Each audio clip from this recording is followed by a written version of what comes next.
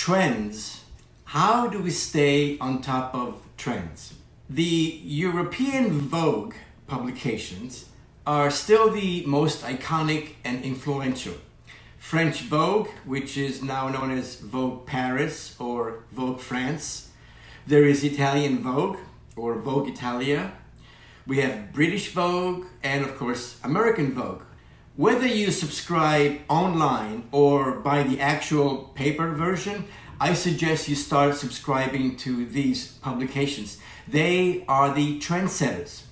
They are on the cutting edge of the fashion industry, and you always want to stay ahead of the curve and learn about the latest colors, silhouettes, styles, and so on.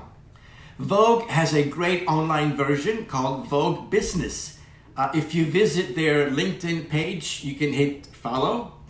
And the same goes for WWD, which is Women's Wear Daily.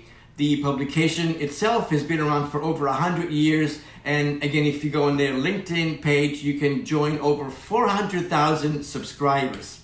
Based out of New York City, they have over 500 employees expressing the voice of the industry.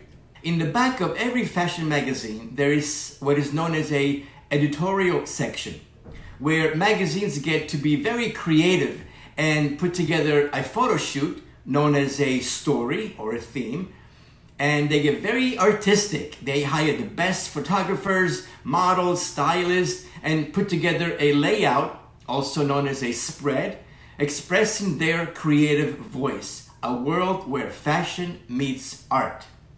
Many times that is very inspiring. Seeing those images in a magazine could spark an idea for your next design. And I go into details about that in my branding and marketing course.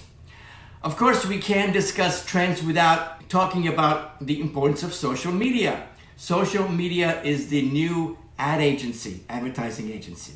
Use it wisely. Follow influential bloggers. Follow the latest fashion shows.